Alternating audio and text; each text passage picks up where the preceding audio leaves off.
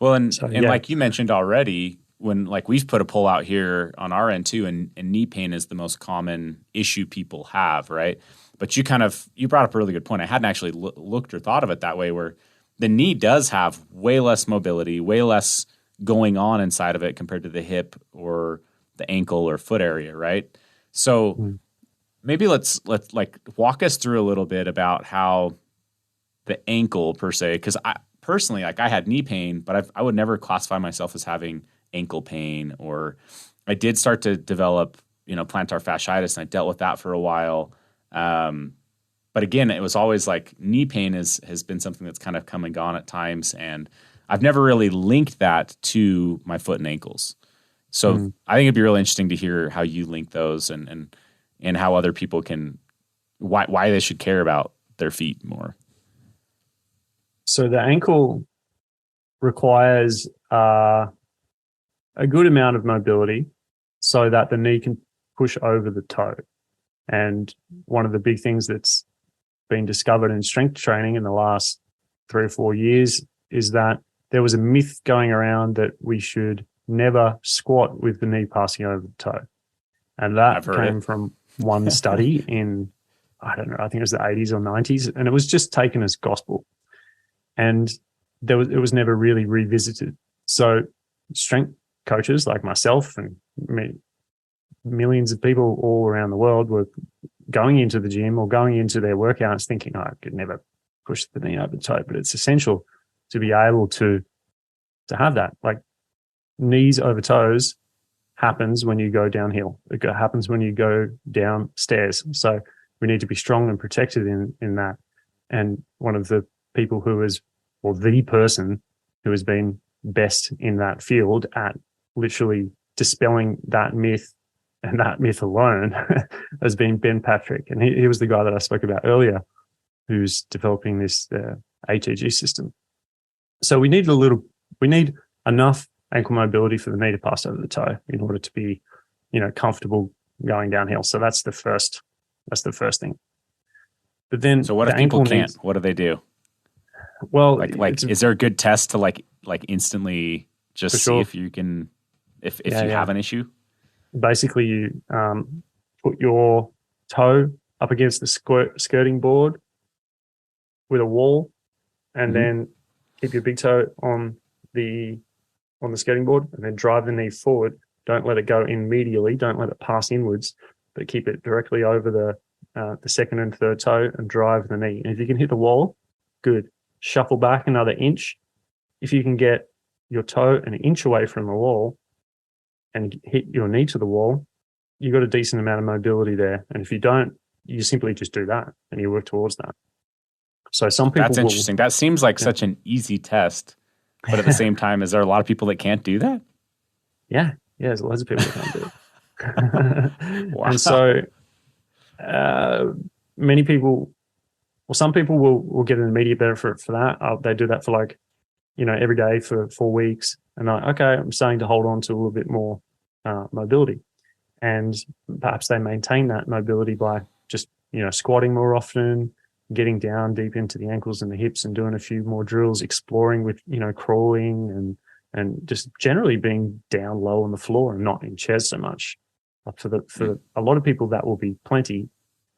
For another subset of people like myself who tend to hold a little bit more tension, maybe there's a foot issue that's restricting that drive of the knee over the toe, then the nervous system is going to see that as a threat, and it's not going to let you go into that position without a lot of force and effort all the time. And if you stop doing the drill and everything goes back to the original state, then it's like, well, okay, this particular drill didn't work, but it's likely that other similar drills may not also work. So if we tick that box and say, okay, that didn't work, my next in the assessment sequence, I would go to looking at the foot.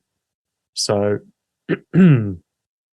foot's really complex because there is 26 bones, 33 joints, 200 something thousand nerve endings in the bottom of the foot.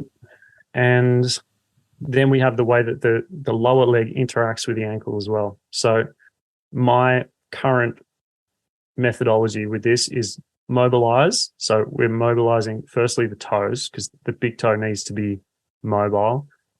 Every single step off, whether you're running or walking, hiking, we have toe off where the big toe needs to flex and push off.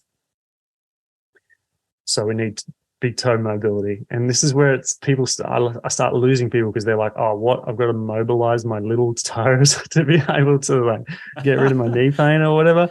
Because it doesn't, like, on the surface level, if you don't know much about your body and biomechanics, it's like, how is this even relevant? But it's all one system, and it's also intricately connected, you know? So yeah, I have people, you know, doing things like inserting their fingers into the toe joint. I call it the toe glove. Yeah, and then that is really so painful for me.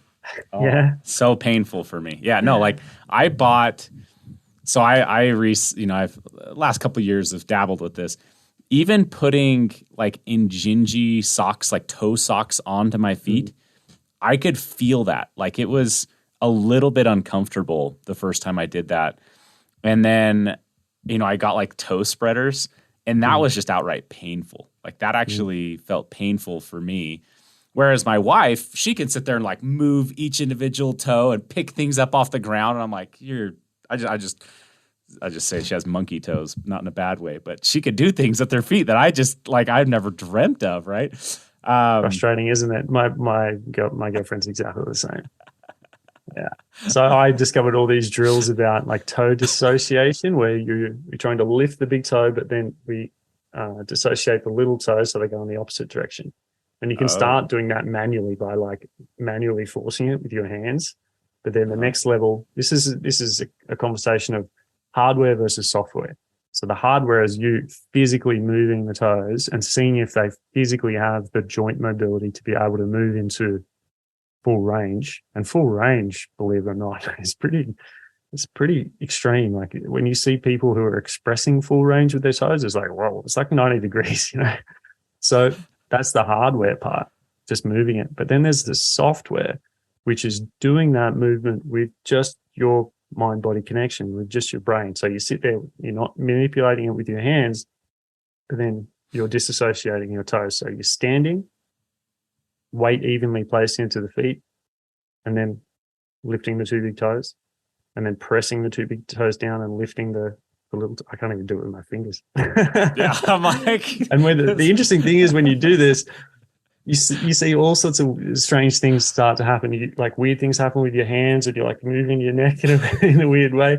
But it's really interesting work, because it is, you know, proprioception, really deep and nuanced proprioception, where we're improving that mind-body relationship.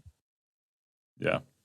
So sure. As I was saying, mobility first, and then stability. So I get people doing a lot of single leg standing exercises in lots of different ways, with like eyes closed or eyes open, or support or no support, or disassociating the head and neck, and seeing how that impacts the stability. And so every step that we take when we're running or walking, that is essentially a single leg balance. So if we get better at single leg balancing, and if we can, you know, get better at hopping and using that natural elasticity that the foot and the lower leg has, it's likely going to impact our hiking and walking and running in a positive way, because that's what's in contact with the ground all the time.